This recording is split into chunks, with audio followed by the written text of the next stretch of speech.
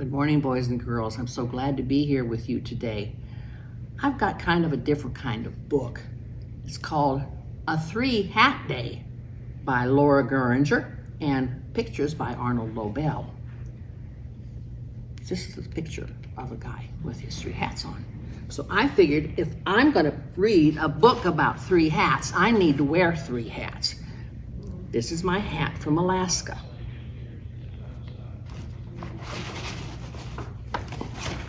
This is my gardening hat. And this is my beach hat. Okay, so now I'm ready to read about a 3-hat day.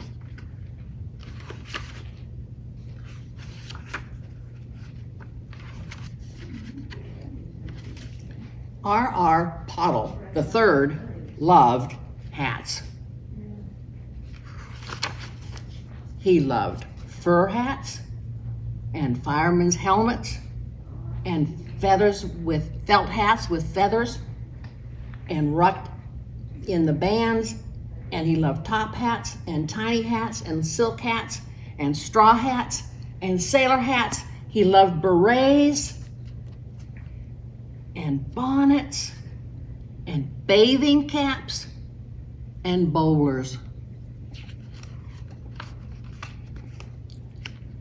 R.R. Puddle was the last of a long line of Puddles.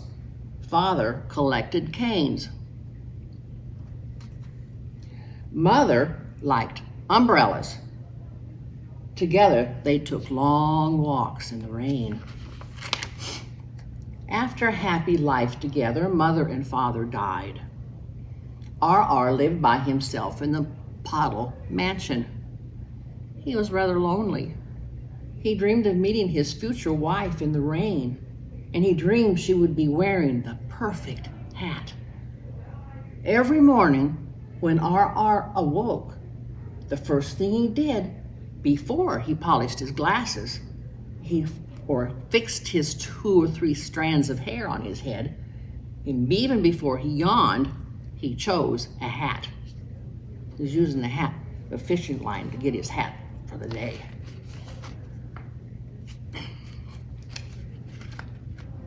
Sometimes, when he was feeling sad, he chose 2 and wore them, one on top of the other. One bright, clear morning, R.R. was so sad he wore 3 hats. Marching down the street, he passed 2 snakes out for a sunny stroll beneath a ginkgo tree. R.R. noticed a cloud hovering just above his head. There's the snakes. He passed 2 bluebirds doing a fancy waltz in midair. R.R. trudged on. The cloud grew bigger and darker. He passed 2 frogs in a pond singing a tender duet. Ribbit, ribbit, ribbit, ribbit. It was Estrella, Be Mine, the love song. Our shoulders drooped. He heard thunder in the distance. There was only one thing left to do on such a glum day. With a sigh of relief, he glided through the revolving doors of the largest hat store in town. Hats. There were fezzes and face veils, tiaras and tam o' shanters. There were sombreros and skull caps, pillboxes and panamas. There were beanies with propellers. There were derbies with green glitter that glowed in the dark, and much more. R.R. began to zigzag in and out among the hats. His spirits rose. He tried on a fez and twirled his mustache. He tried on the derby and struck a devil-may-care pose. He tried on the sombrero and did a little jig-jig. The pom-poms hit his nose. "What are you doing?" a sharp voice rang out. R.R. was doing a pirouette. An angry saleswoman pointed at him, scowling. "Stop that," she said. R.R. blinked and shook his head. He thought he hadn't heard right. It was clear she didn't like him. But why? R.R. took off the sombrero and slipped it back on the shelf and backed away. Tears came to his eyes and he turned to leave. Just then, a round figure came out from behind a curtain.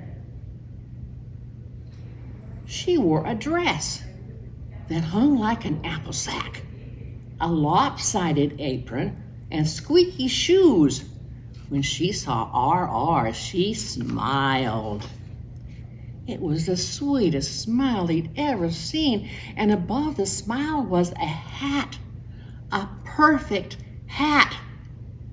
On one side, a sequin seal balanced a shining ball on the tip of his nose.